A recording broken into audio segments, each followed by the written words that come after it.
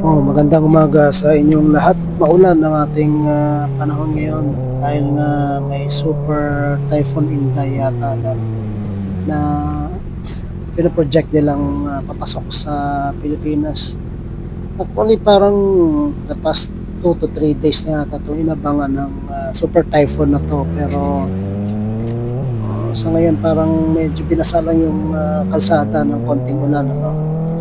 Pero ingat na rin. Hindi natin alam kung kailan magla-landfall yan. Supposedly, merong rides ang aming grupo ngayon, yung Kawasaki Big Bike Riders Club. Ang aming president nagpadala na ng invitation. Pero alam mo naman tayo, pag may trabaho, medyo alanganin tayo sa ganyan. Kasi unahin muna natin yung ating mga obligasyon. Pero ito, lumabas pa rin tayo para doon natin gawin ang trabaho sa coffee shop. Tingnan nyo naman, mabasa talaga ang kalsada, no? Iniisip ko yung mga nag-track day ngayon kung anong sitwasyon nila eh.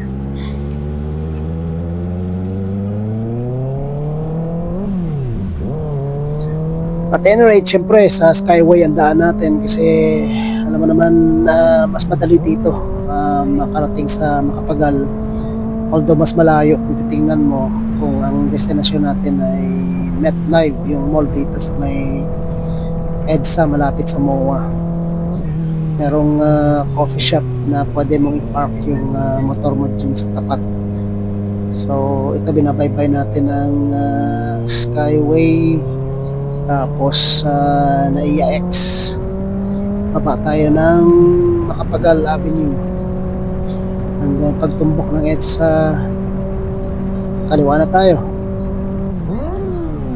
Well, kasi sa profesyon na to kailangan natin ng mahabang oras, lalo sa paggawa ng mga papel, no? Yung pleadings na tinatawag. Kaya talagang dapat inuupuan mo yan, medyo nakabuelo yung isip mo sa pag iisip, kasi para mas maganda ang resulta ng mga ginagawa.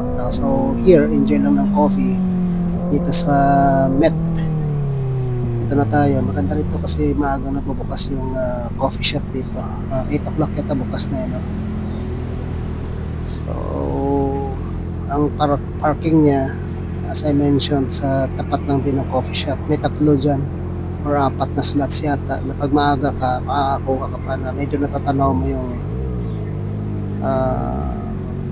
motor mo or sasakyan mo, kasi sa tapat na mismo ng kapihan. Marami din naman ditong restaurants na bukas ng ganitong oras kasi ano to eh, parang may mga pang breakfast sila dito. O ito na nga yung MetLife Mall. Yan ang coffee shop. Diyan tayo, maaga silang bubukas.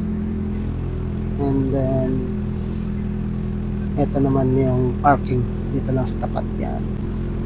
So alam mo naman, pag big bike mas maganda, mas madali ka makaparada pa atras. So bumaba ka na lang at itulak mo kaysa sa mag-walk. Ayun. So yun lang guys, we chose na magtrabaho ngayon kaysa sa sumali sa track day kasi we need more time. Marami pa tayong mga dapat gawin, tambak ang trabaho, kaya kailangan ito muna bago sa track day. Pero no doubt maganda yung track day nila na yan. Unang-una libre, mga Nawa Batangas Racing Circuit yan eh. So hopefully may mga ibang pagkakataon na makasali tayo, na nag-iimbita rin sa atin dun sa Clark Speedway.